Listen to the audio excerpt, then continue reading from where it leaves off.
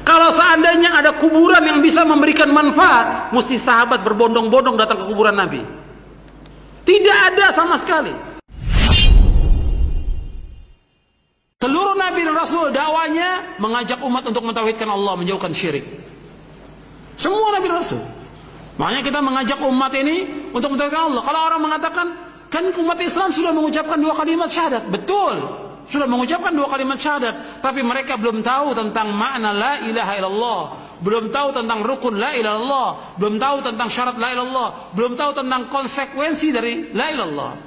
Kenyataan yang ada yang kita dari Islam, mereka masih banyak yang berbuat syirik. Mereka masih banyak yang menyembah kubur. Datang ke kubur-kubur wali, mereka minta kepada kubur itu.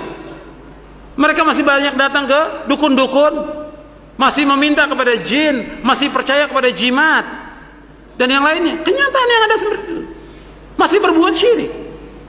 Umat Islam masih berbuat syirik. Jutaan umat Islam masih berbuat syirik. Kita mengajak mereka untuk mentauhidkan Allah SWT. Kalau orang mengatakan, kan mereka dalam melakukan ziarah ke kubur wali itu kan bagus.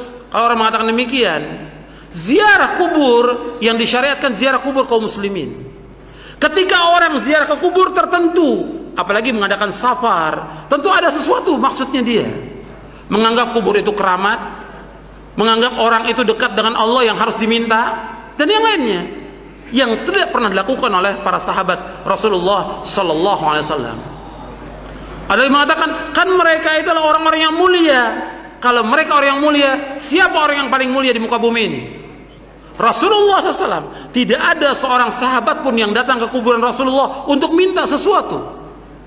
Tidak ada seorang pun dari mereka, tidak ada sama sekali. Bahkan di zaman Umar bin Khattab radhiyallahu an terjadi kemarau. Kemudian Umar tidak datang ke kuburan Nabi. Umar di Madinah waktu itu. Khilafah Umar di Madinah. Umar nggak datang ke kuburan Nabi. Umar bagaimana? Yang lakukan Umar bin Khattab radhiyallahu an, datang kepada Abbas bin Abdul Muthalib. Wahai Abbas, dulu kami tawassul dengan Nabi, minta agar Nabi berdoa kepada Allah, dan kami berdoa agar diturunkan hujan. Sekarang beliau sudah wafat, kami minta kepada engkau agar engkau berdoa.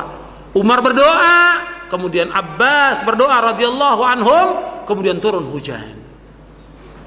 Di zaman Muawiyah bin Abi Sufyan demikian juga. Muawiyah nggak datang ke kuburan Nabi, tidak datang ke kuburan Nabi.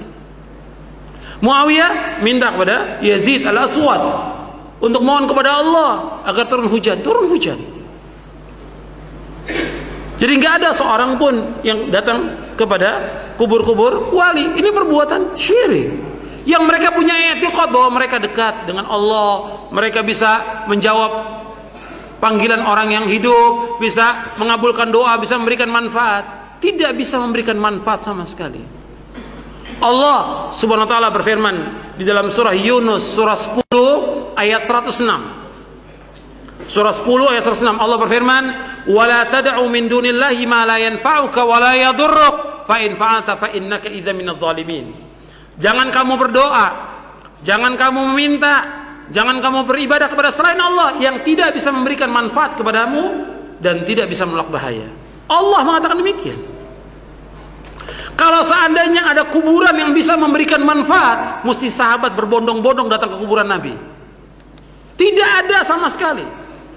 Setelah Nabi wafat, tidak ada juga orang datang berbondong-bondong ke kuburan Abu Bakar As-Siddiq, Umar bin Khattab, Utsman bin Affan, Ali bin Abi Thalib radhiyallahu anhum ajma'in. Tidak ada seorang pun di antara umat yang datang kepada mereka. Yang jelas mereka pasti masuk surga, dijamin.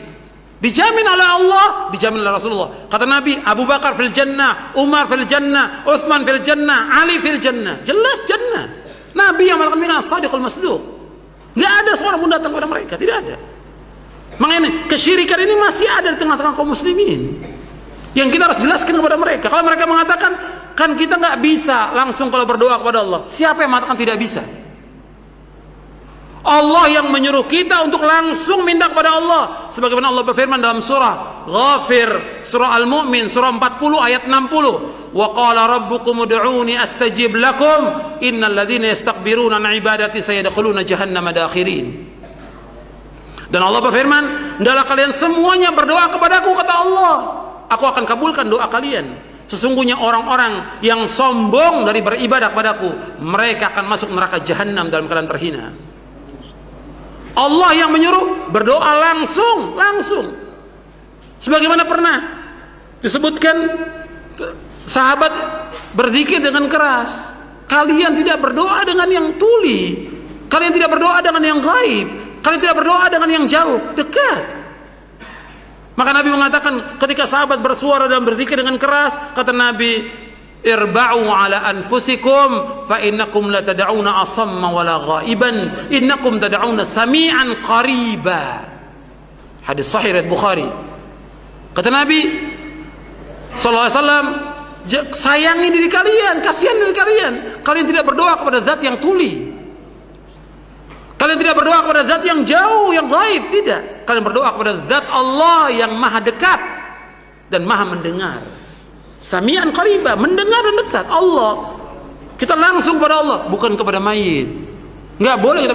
Jangan kita mengatakan, kan kalau kita ketemu sama presiden, sama raja, itu mesti melalui ajudannya.